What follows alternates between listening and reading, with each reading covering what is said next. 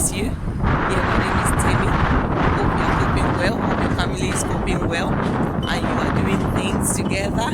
And you are, exercising a little bit. The Lord bless you. It's a wonderful day that the Lord has made. And we are glad and we rejoice in it. It's wonderful. Thank you for giving me the opportunity to come into your home today. It is well with you. Now, my name is Temi, as you know, and we are talking about from anxiety to the peace of God, from anxiety to peace. And our topic that we started dealing with is self-forgiveness, where we talked about, forgiving yourself for past mistakes. We've all made mistakes. We all will continue to make mistakes, but God has given us the grace to come unto Him. And we talked about so many Bible verses. If you can go back and please share it with others, the Lord bless you as you do so. Now we'll talk about the steps to self-forgiveness. I only have 3 steps, and the first one is the past is in the past. Know that the past is in the past and there is nothing we can do about it. There is nothing we can do to change the past. The past will always be in the past. We've all made mistakes. We've all done things that we are not proud of. I've done it, and I know some of us have done it as well. We're not proud of it, but we cannot go back and change it. But the only thing we can do is act upon it positively and pray that God will use us to use that thing to impact somebody, to use that thing to draw someone else away from making the same mistakes that we have made. Know that the past is in the past. There is nothing we can do about it. But there's one thing I would love for us to do. If there's anyone out there that is experiencing abuse in one way or the other, and you are saying, oh, the past is in the past, quite all right, but it's still happening to me, please, beloved, speak to somebody. Try to find an avenue where you can actually find someone to speak to. Confide in someone about that abuse, And if you are still you are still living with your abuser, try to find a way to speak to somebody without hurting yourself. Remember, I don't want you to put yourself in harm's way. I do not want you to put yourself in harm's way in any way, please. But try and speak to somebody and try to move on from there. Try to find a way of escape. There is always a way of escape. It can never be like this forever.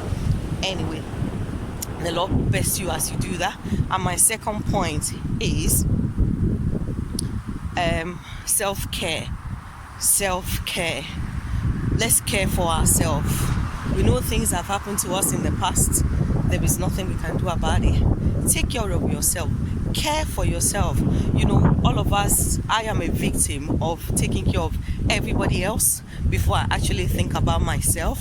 I take care of people back home. I take care of, their rent, their children's school fees, and so on and so forth. And I neglect myself. By the time I make all those payments, I'm left with nothing to take care of myself.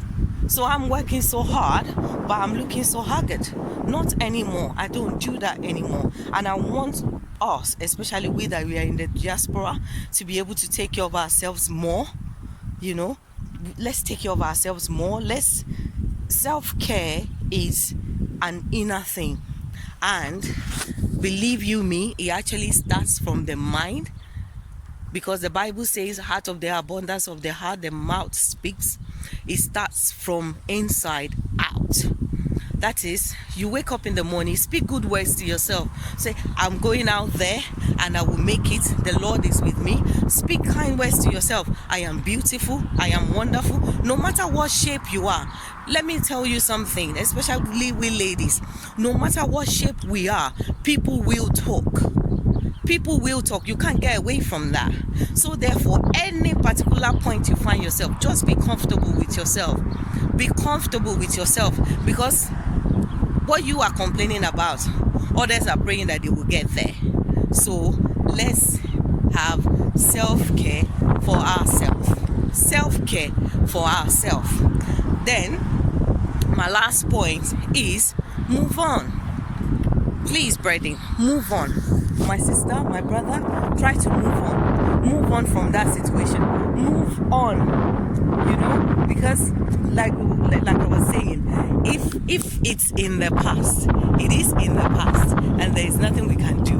But we want to develop that self-forgiveness for ourselves, self-forgiveness, so that we will not bring that self-hurt, that hurt that we are feeling, we will not bring it into our marriage, and we will not bring it onto our children. Even when you're working, you can use it to behave within your colleagues as well. And some people, they will say, oh, anywhere I go, people don't want to relate with me. It's not that people don't want to relate with you, but it's your attitude. That's why people don't want to relate with you. So therefore, let's have self-care. Let's leave the past in the past, and let's move on. Let's move on. Move on from that hurt. Move on from that situation. I know somebody may be looking at me and be saying, Temi, are you really serious? You are not in my situation. I can't move away from it. But you know what? In every situation that we find ourselves, there is always a way of escape. There is a way of escape. If you are a victim of domestic violence, or you are a victim of abuse in any way, there is help. But please do not put yourself in harm's way. Don't put yourself in harm's way, but there is help available for you. Even if you are a victim, reach out to me. Even if you cannot speak to anybody else, reach out to me, and by the grace of God, we'll be able to find help together. The Lord bless you. It is well with you. Let's move from anxiety to the peace of God, because God has given us all things to enjoy. We are His children, and He loves us from the bottom of His heart. The Lord God Almighty says that when we call upon Him, He will do great and mighty things for us, because He said that what He said to do in our life, eyes have not seen it, ears have not heard it, neither has it entered the heart of man what our God is said to do for us. It is well with you. It is well with your home. It is well with your family. I want you to go out there. Say to yourself every day when you wake up, I am beautiful. I can make it. No matter how many people are doing that business, you will still make your own. No matter how many people are putting the same application, if God says that job is for you, you will definitely get it. Don't put yourself down. It is well with you. I love you, and the Lord love you more. Bye.